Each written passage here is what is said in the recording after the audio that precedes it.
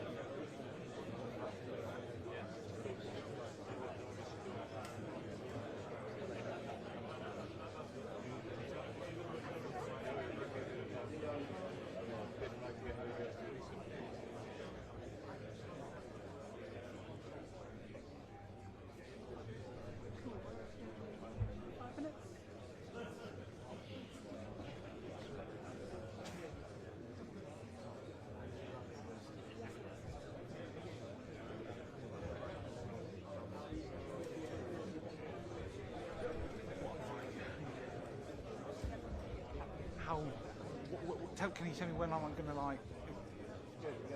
Yeah. Right. I was going to duck well lower than that. You're going to have to be properly crouched. I will be, yeah. Yeah. I'm not just going to stand here. They could be taking that.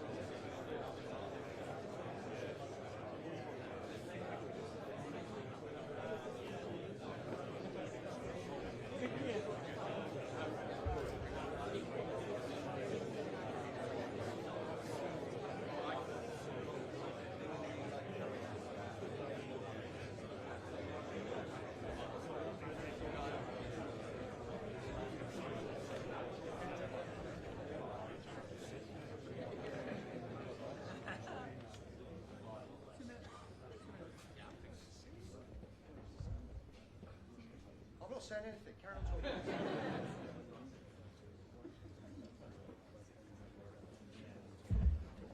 Nothing favours me at this point.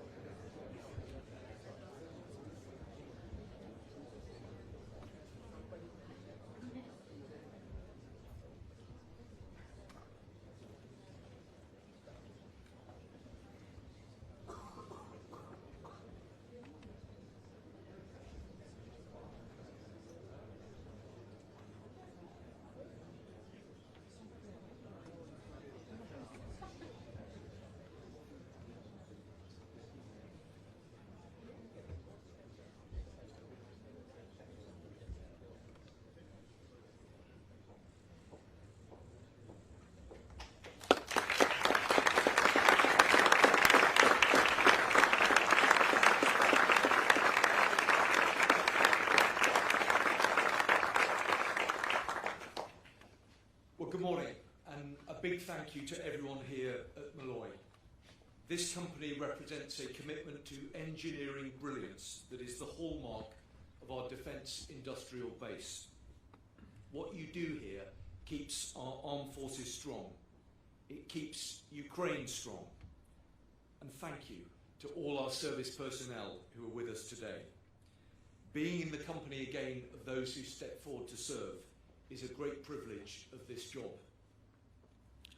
Now, there's been no shortage of column inches or speculation dedicated to this document. But we shouldn't lose sight of what the Defence Investment Plan is truly about. The measure of our security is the strength of those who defend it.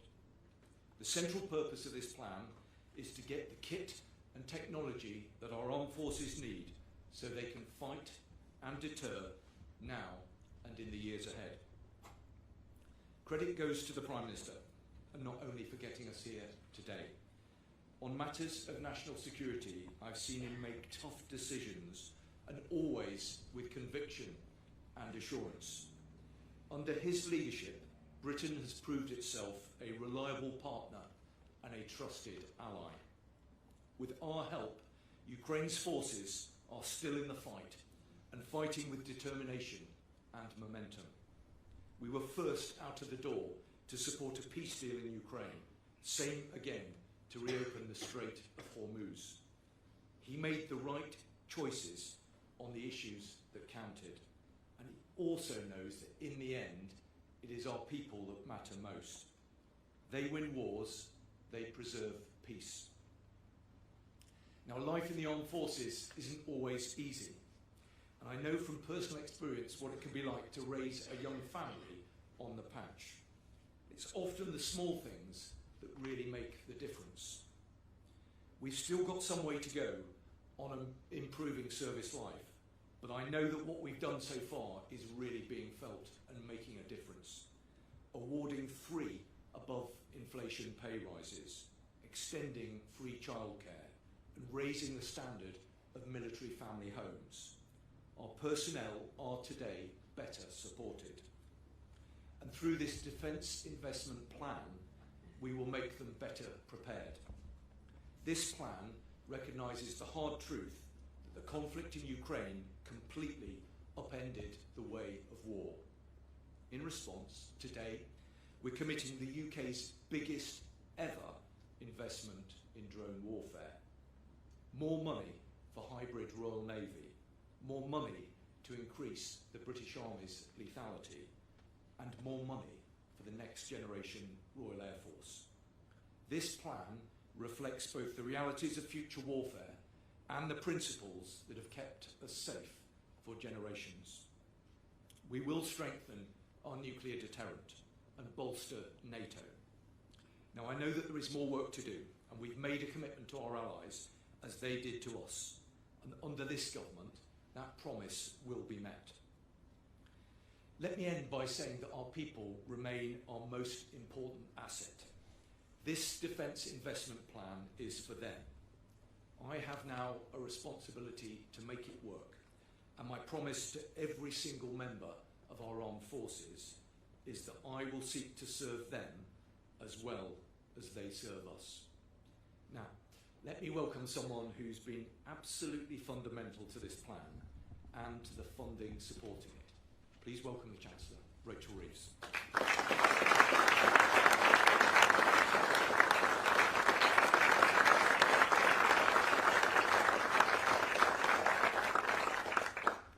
Hello everybody, and it's a real honour to be here today. A few years ago, when I was Shadow Chancellor, I wrote and I spoke about the importance of security and resilience for economic growth, and also the importance of a strong economy for our national security. It's an approach that I called securonomics. That idea has become increasingly real and valid in my 2 years as Chancellor. Last year, I made the decision in the national interest to reprioritise aid spending towards defence and achieve the biggest uplift in defence spending since the end of the Cold War. That was the right choice because the world has changed. national security is economic security. Today, we uplift defence spending further. An additional £15 billion worth of funding by, again, reprioritising spending across government. Last week, I was in Gdansk for the Ukraine Recovery Conference and in Kyiv, meeting the Ukraine Defence and Finance Ministers and innovative Ukrainian and UK businesses. I saw the amazing resilience and bravery of the Ukrainian people in the face of Russian aggression. I was humbled by their spirit and their stories. And I was reminded of why the work that we're doing today is so important. Because defence and readiness, for now, are not remote contingencies. They're not faraway possibilities. They are an immediate and pressing requirement. And by defending ourselves, we defend our allies and we defend our values. Our NATO partners, our Ukrainian allies, and our European allies. I want to pay tribute to the Defence Secretary for all the work that he's done in just a few weeks to deliver today's Defence Investment Plan, and also to the Chief of the Defence Staff. They are prioritising the needs and fulfilling the responsibility of our country. I also want to recognise, Keir, how important you have been to this work right from the beginning. You'll hear from the Prime Minister in a moment. The defence of our country in an age of insecurity has been a defining pillar of his leadership, and his absolute moral clarity in the face of the threats that we face as a nation will go down as part of his legacy. So it is my honour to introduce my friend, our Prime Minister, Keir Starmer.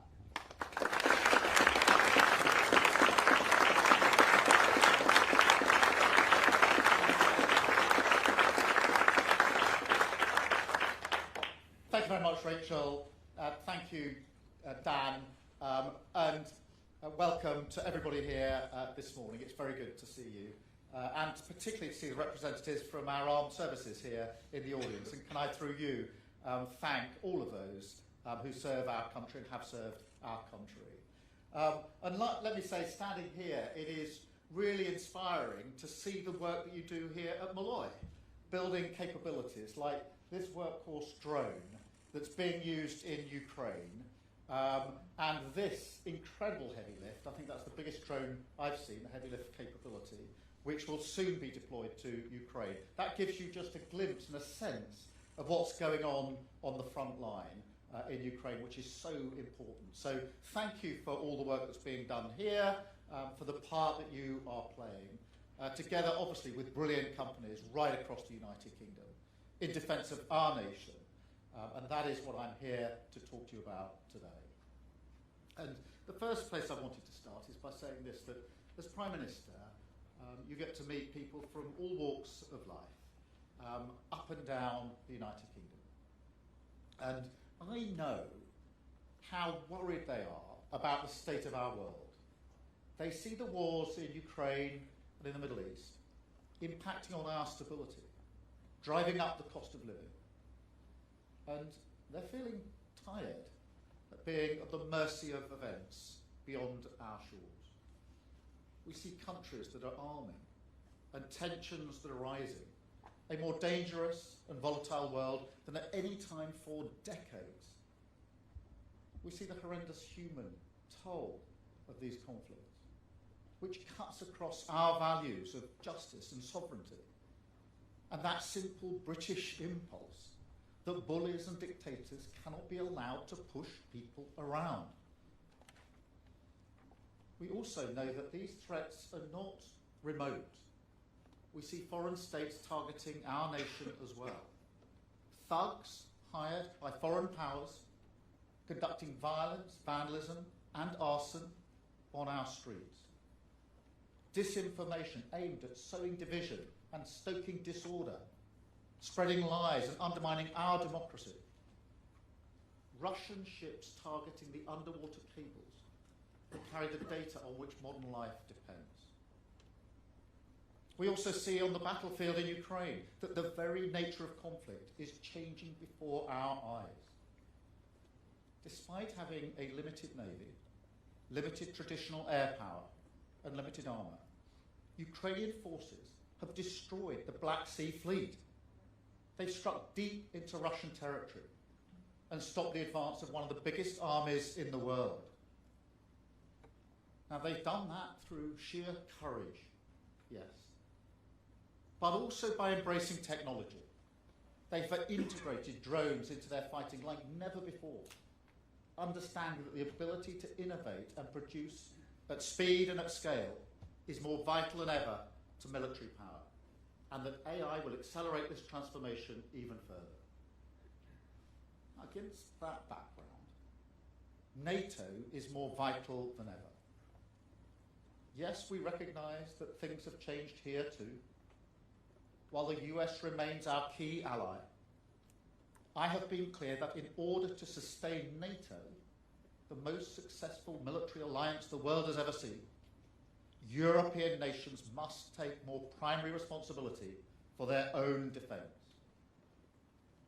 These are the changes and the challenges which have defined my premiership and that will continue to shape our times.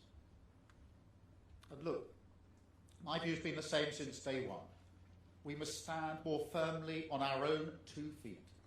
We must do what it takes to meet this new world head on, to keep our country safe and seize the opportunities that come from investing in our sovereign strength.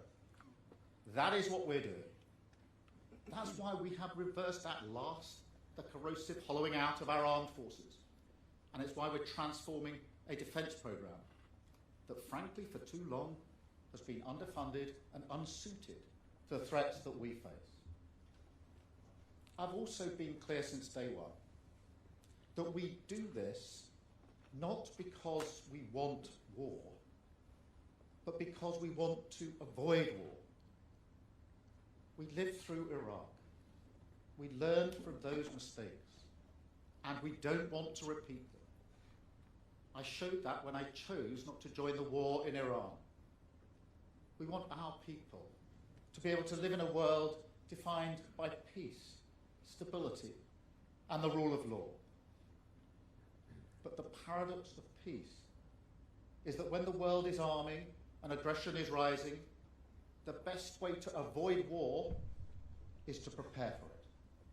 The best way to defend is to deter, to have the strength to make your adversaries think again before they act. And that is what we are delivering. Last year, we published our Strategic Defence Review, setting out the capabilities we need for a changed world. And today, I am proud to publish our new Defence Investment Plan. This plan delivers on last year's review. But in a light of the rapidly changing world, the changing nature of conflict, and the imminent and growing threats we face, it goes further still. I want to thank the Defence Secretary and CDS here, and the Chancellor for their work to sharpen and strengthen the plan in recent weeks. So we can set out today how we will transform our armed services, whilst also giving industry the certainty that they need to invest, and giving our allies clarity on our intent ahead of the NATO summit next week. This plan represents our best judgment of what the country needs to meet this moment, and it is a platform on which I know my successor will build. Now, unlike previous governments, we have taken care to fully cost this plan, examining the defence budget line by line. And that is vital, because it's how you expose the necessary trade-offs and expose the arguments that just don't stack up. You have some people in this debate who underplay the threat and deny the need to prioritise defence and security. You also have those who say you can fund defence without making sacrifices in other areas of capital spending. And you have those arguing that we can just raise borrowing, put it all on the never never. But let's be clear, defence bonds are just borrowing by another name. We've looked at this very carefully. But the fact is, doing this through borrowing would push interest rates higher at a time when £1 in every 10 already goes on paying debt interest. And this government has fought hard to bring the public finances under control. And it has paid off, helping to bring inflation and mortgage rates down. We should not sacrifice that now. Because this is the point that often gets missed. Strong public finances are a fundamental part of our strength in this world. Lose control of them, we're not just poorer, we're much less secure. Slash funding to our public services in favour of defence, and we would be fundamentally weaker as a nation, more fractured as a society, less able to defend ourselves when our enemies prey on social division. So the hard truth is, there are no easy answers. But the settlement I'm setting out today is the right choice for the country. It delivers the decisive action we need on defence in a way that is within our fiscal rules and that will not take resources away from day-to-day spending on frontline services like health and education. Instead, it is funded by reallocating spending from across government departments, reallocating capital budgets by 1 penny in every pound, while still maintaining public investment at the highest sustained levels since the 1970s. It means departments making better use of assets, like underused land. And it means those departments with the largest capital budgets contributing more. Therefore, some capital projects, for example on roads and energy, which are important but not immediately vital, will no longer go ahead as planned. But this is about taking the necessary choices, the right choices, to protect our nation. It is because we've taken these hard-edged decisions that we are able to increase our spending on defence. Now, we are already delivering the biggest sustained increase in defence spending since the 1980s, £270 billion over the spending review period. And I can announce today that under the Defence Investment Plan, we are increasing this by a further £15 billion, setting a new record of spending almost £300 billion over the next 4 years to back our armed forces and strengthen our national security. Now, it's true to say there's been a huge focus on the numbers here. But let me take a moment just to set them out in a little bit more detail. Before we came into office, so 2 years ago, this country spent £54 billion a year on defence. We are taking this to almost £80 billion a year by 2029. That is a real terms increase of 27%, from spending 2.3% of GDP on defence in 2024, we are raising it to 2.7%, putting us on a trajectory to reach 3% in the next Parliament, which must be the #1 priority at the next spending review. At last year's NATO summit, I committed to spend 5% of GDP on our wider security, covering things like energy security and critical infrastructure, as well as defence. The Defence Investment Plan, published today, takes us to 4.2% under that commitment. By any measure, this is a huge historic shift for our nation, and a legacy in which I take pride. And we must use this investment wisely, because I know that in the past, defence spending has sometimes been seen as a bottomless pit. People see the money going in, but they don't feel the benefits. So this time must be different. We can't just spend more, we've got to spend better.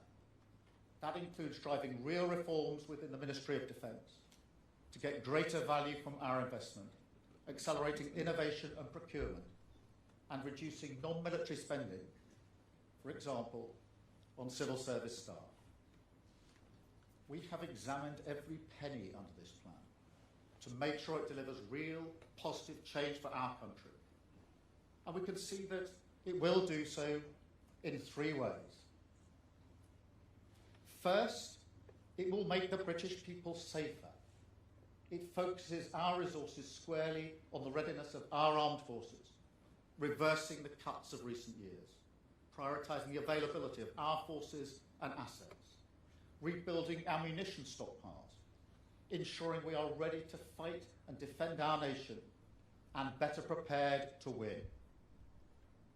It will also make the British people safer by driving a generational transformation of our armed forces, learning the lessons of Ukraine in order to modernise our military, equipped to fight the wars both of today and tomorrow.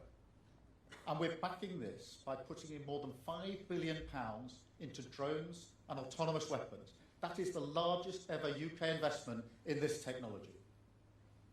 That means we will build a new hybrid Royal Navy, so that when our frigates move to intercept a threat to British interests, like a Russian ship in our waters, for example, they will do so with outriders, uncrewed ships, above and below the surface, their AI systems working in unison with our warships, operating as a single integrated force.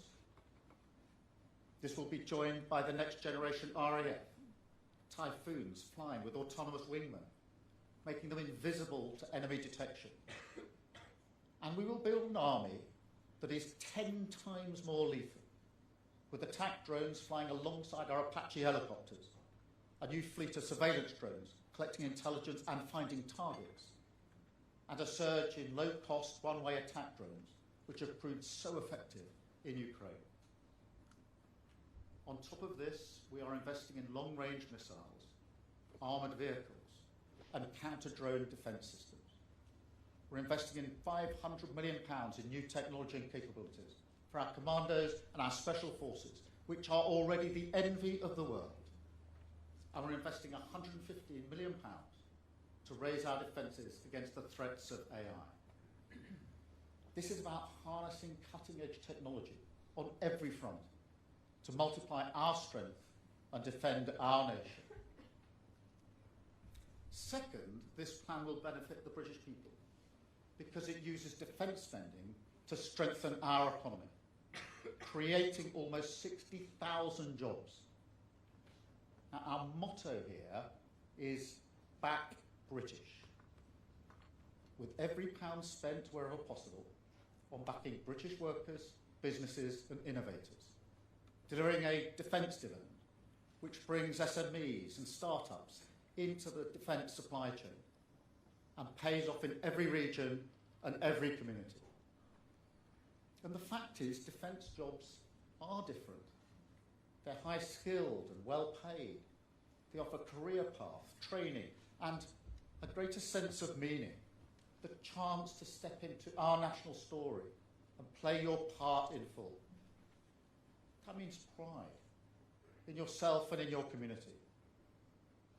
You know, towards the end of last year, I was up at the BAE plant in Wharton in Lancashire.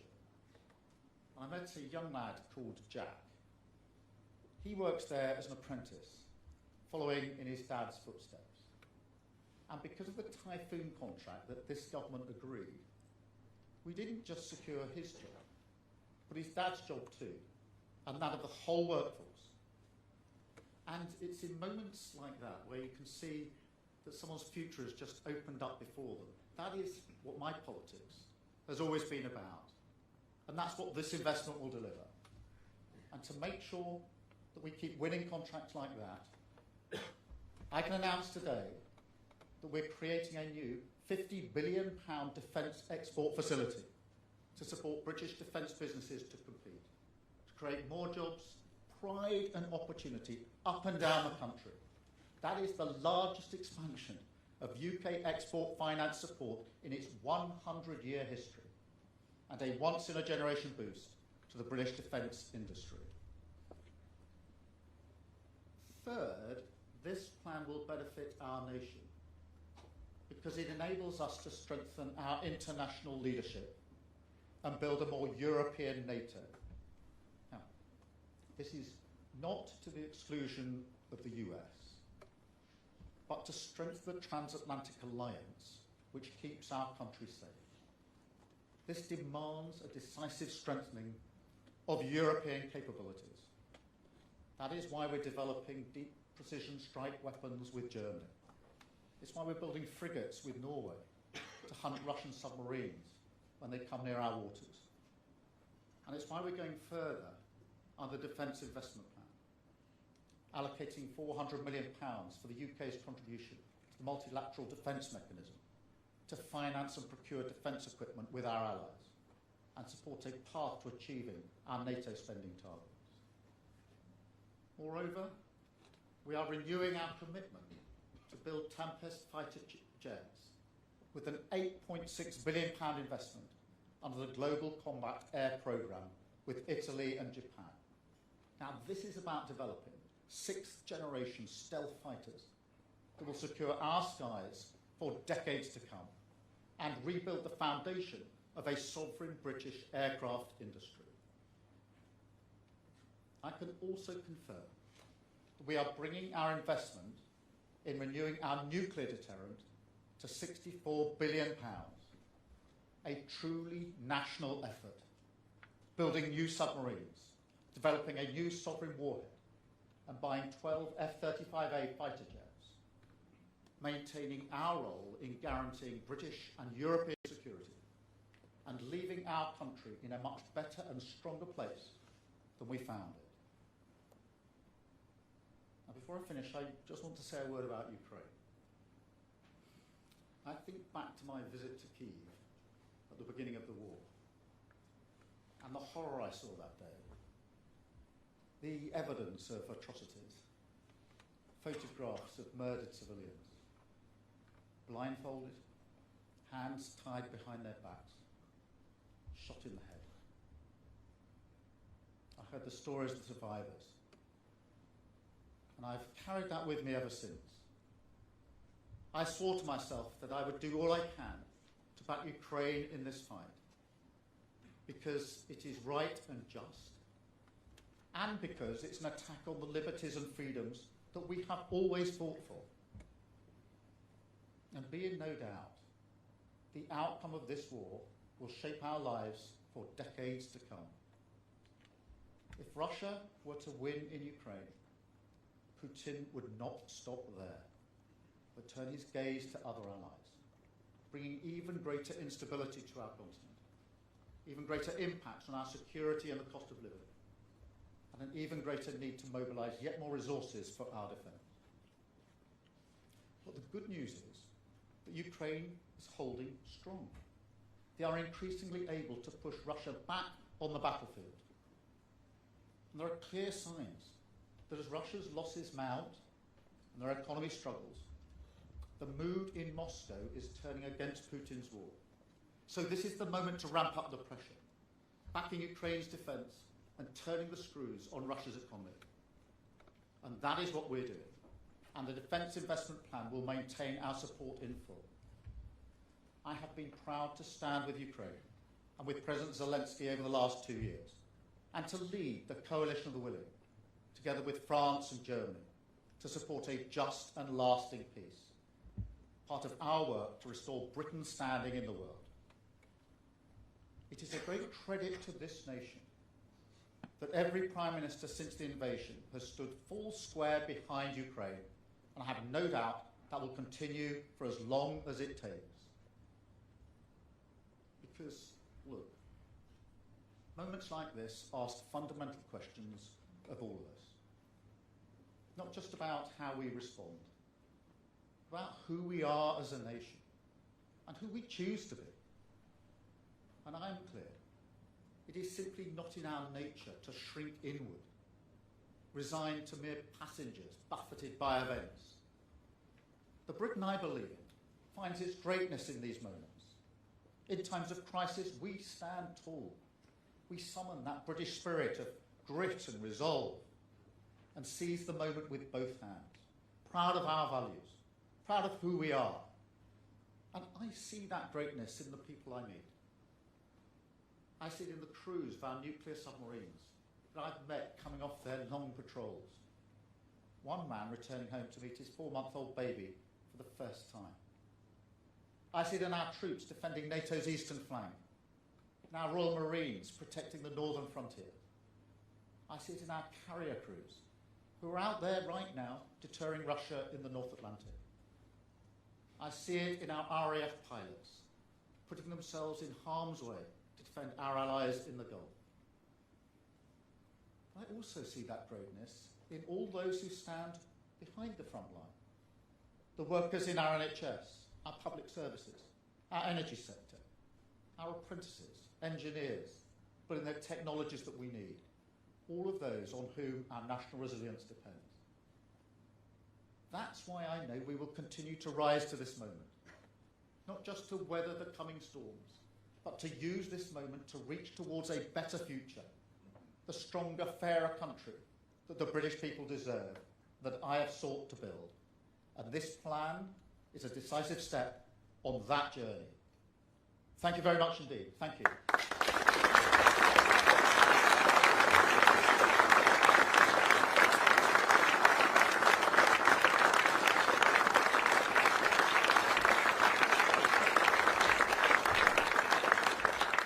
I'm now going to take a number of questions from the media, starting with Carl Dinnan from ITV. Carl. Thank you, Prime Minister. Carl Dinnan from ITV News. You have said in the past that Russia could attack NATO as soon as 2030. Can you, hand on heart, say that this plan has enough in it by 2030 to deter if we can and to fight if we must? Yes, I can. That is because of the increase in defence spending that we put in place, announced last year, already in place, which was the single biggest sustained increase since the 1980s, and the fact that this defence investment plan builds on that. And it's not just the amount of money, it is also the capabilities. We've learnt a lot from Ukraine, actually also from Iran as well, about the capability that is needed in order to confront countries like Russia. That is exactly what's going on in Ukraine. So I am confident in that. I'm also confident because we're working more closely with our European allies on this. One of the arguments I've made repeatedly over the last 2 years is that European countries need to do more. If we're to be persuasive in that argument, and I think we are and can be, UK needs to show a leadership role, to be a trusted ally, a country that is looked upon for leadership. And I believe we have built that, and that gives us the ability over the coming years to stand on that platform and work with our allies. That's why I was in Berlin last week with the E5 countries. It's why I'll be in NATO next week at the summit, working with all NATO members, and why I saw the Secretary-General yesterday, where we discussed this very thing. Thank you very much, Carl. Chris Mason from BBC News. Thank you, Prime Minister. Chris Mason at BBC News. One of the authors of the Strategic Defence Review, General Sir Richard Barrons, has said we're not keeping up with our allies and we're certainly not keeping up with our enemies when it comes to defence spending. Is he wrong? Look, what I would point to is this, that we inherited an armed forces that were hollowed out. We have already taken, before today, the decision to put in the biggest sustained increase in defence spending since the 1980s. That's for 45 years, so that gives you a sense of the scale and the urgency that we brought to this in just 2 years.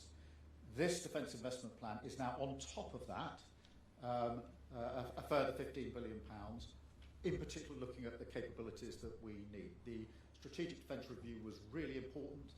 There are further things we've learnt even since then, looking at the development of the way in which wars are fought. Even these drones, I've been to Kyiv a number of times now, and each time I go, it is clear the capability is changing on a weekly and monthly basis. So we've put all of that thinking into this defence investment plan. Now, look, there will always be those that argue that even more should be spent, but I have to make the right judgments on the capability that I think is right for our country to meet the threats, not just of today, but of tomorrow. And that is what this defence investment plan does. I think anyone sort of standing back and objectively would say this is a massive step forward.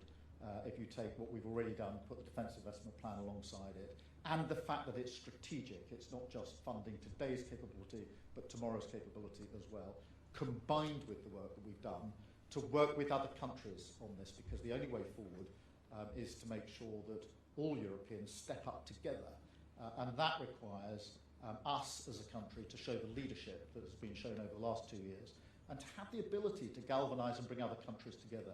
It is no coincidence that the two coalitions that have been set up in the last 2 years have been British-led. The coalition in Ukraine, which I set up with President Macron, and now Germany is a key leader in it as well. And then the other coalition to deal with the response to the Iran conflict, again, UK leadership alongside French leadership. And across Europe and beyond, other countries are looking to us to show that leadership and that resolve, and that's what we've been able to do. Thank you, Chris. Beth from Sky Sports, Beth Rigby. Sky Sports. I wish I was. Thank you. Sky News, Beth, not Sky Sport, but I'm sure you could do that as well. Maybe one day. Thank you, Prime Minister Beth Rigby. From the beginning of your premiership, you have prioritised Britain's role on the world stage, but your defence plan is a year late. It cost you your defence secretary and has no timetable for meeting the new NATO commitment. By getting it across the line, you have made a start to your legacy on defence. But do you acknowledge that it will be your successor who will need to secure it? And has Andy Burnham given you assurances that he will increase defence funding in the next spending review? Thank you very much. Well, thank you very much, Beth. Let me just put it in this way. I think a test of any Prime Minister is whether they leave the country in a better state than they found it. And if you look at our country, that is undoubtedly a case on the economy, undoubtedly a case on public services, in particular the NHS, but also undoubtedly a case on defence and security and international leadership. We are in a much better state now than we were when we took over 2 years ago.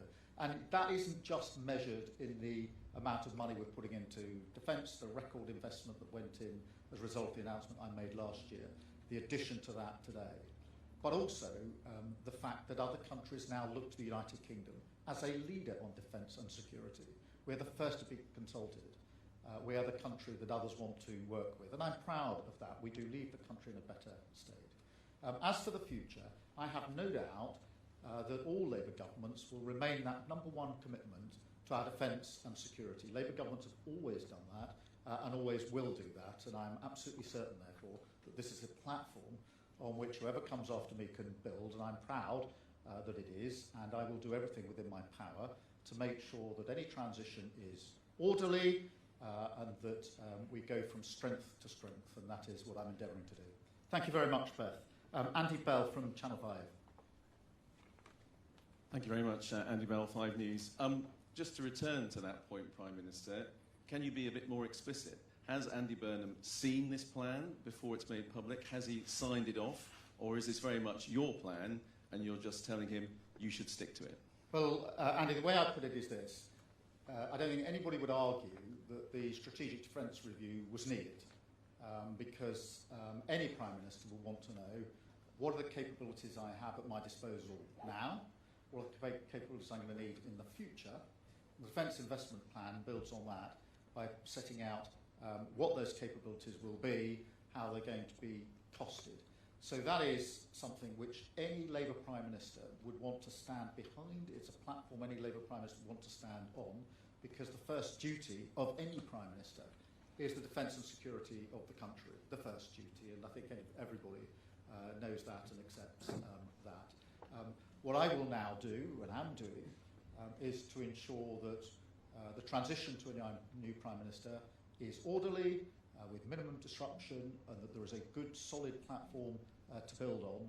We've done that over the 2 years, and I shall faithfully do that in the remaining weeks, every day ensuring that we improve on the situation, and that I can genuinely say hand on heart that I've passed on a better country than one I inherited, and that I can make sure that my successor has every prospect of success, which is what I want more than anything.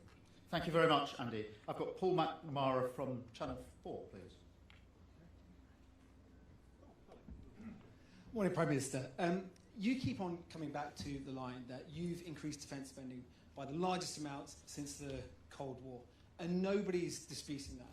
But what former military chiefs and experts are arguing is that even with that, and even with the extra money, given the threats that the UK faces right now, it is still not enough, including General Sir Richard Barrons, who you entrusted to write last year's defence review.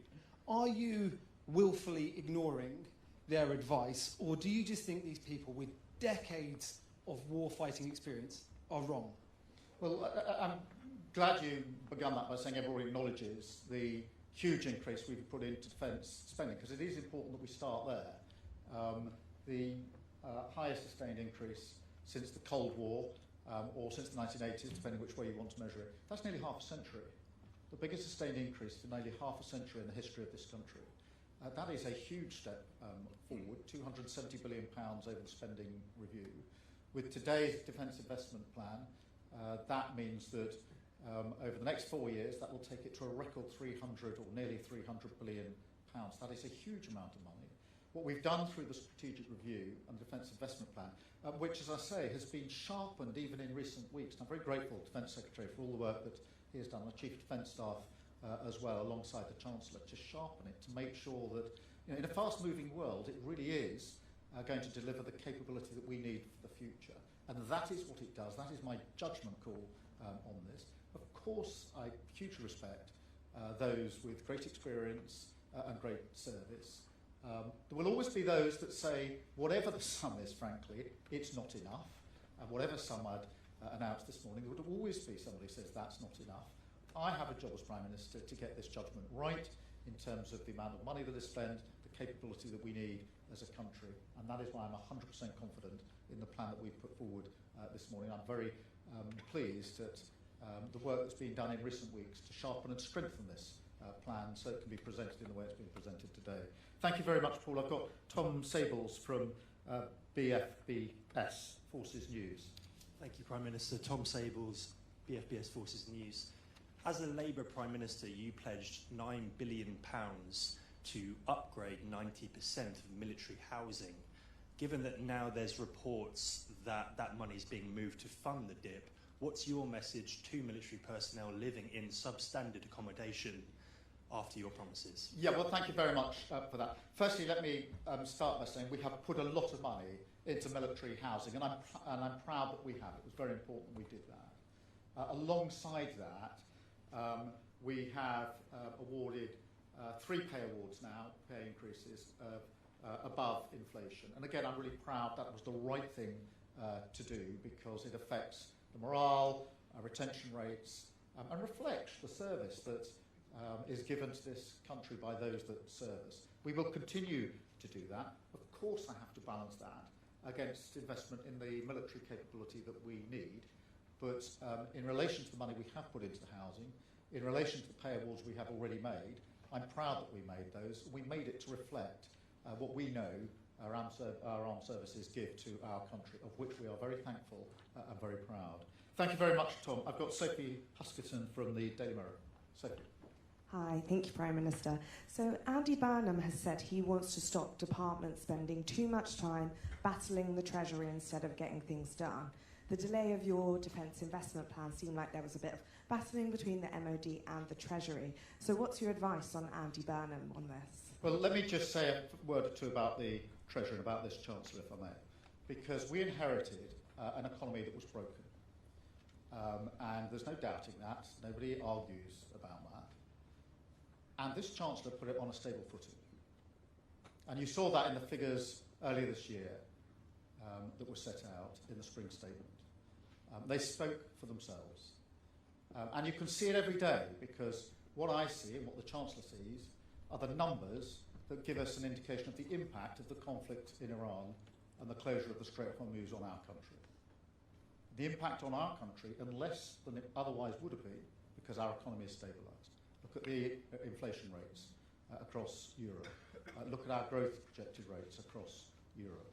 So that is the work that this Chancellor has done, and I'm very proud of Rachel in relation to that, to have stabilised our economy in 2 short years, after what we picked up means that I can depart the stage, because it's the end of my journey, it's not the end of anybody else's, but I depart knowing that we have left this country in a better state than we got it.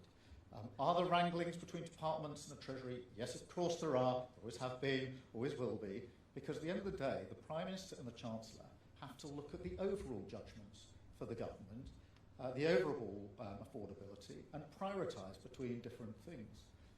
Departments, of course, will put forward, in good faith, the commitments they think we should make. I understand that. But what we have to do is judge them against what we can afford, what the priorities of the country are. That's what we've done for 2 years. I'm really pleased that as a result of those judgments, our economy is stable and in a better place. That impacts people across the country hugely. That our public services are improving, particularly our NHS. And we're able today to announce this further investment in our defence and security. And I'm very proud of the fact, Rachel referenced that she went to Kyiv yesterday, that the standing of the United Kingdom in the world is in a much better place than it was 2 years ago, and I don't think anybody would really dispute that on defence and security and many other issues. Thank you very much. I've got Dan Martin from the Daily Telegraph. Dan. Thank you, Prime Minister. How can you present this defence investment plan at the NATO summit when you're Prime Minister in name only? And also, Donald Trump wants you to meet this 5% target of GDP by 2035. Do you think that's possible for the UK, and what will you tell him at the summit? I spoke to President Trump just 2 weeks ago when we were at the G7 together at great length about a number of issues, particularly the conflicts in Ukraine and the conflicts in Iran. And actually a very strong statement on Ukraine was put out from the G7, as you will have seen, showing the unity of that group of countries. This is additional investment today on top of the highest sustained increase since the Cold War, since the 1980s. I talked through Mark Rutte, the Secretary General of NATO, talked him through this yesterday, talked to him very frequently on the phone as well as in person. I have a very good relationship with him. He is very welcoming of what we are doing here today because he knows what a contribution it makes to NATO. He also appreciates, and we must never lose sight of this, of the huge contribution that the UK makes to NATO, not just as a leading advocate and member of NATO, but of course we confirm our nuclear capability to NATO, which is an incredible capability, which keeps us and the whole of NATO countries safe. And I'm very proud that we do that. So I'm proud of that work. I'm glad on the 5% commitment by 2035. Today takes us to 4.2% towards that target. I will be very pleased to report that back to colleagues at NATO next week. They will be very pleased to discuss this with us, and I'm proud of the record I stand on in relation to defence and security as I go into that summit. Thank you very much. Thank you, colleagues.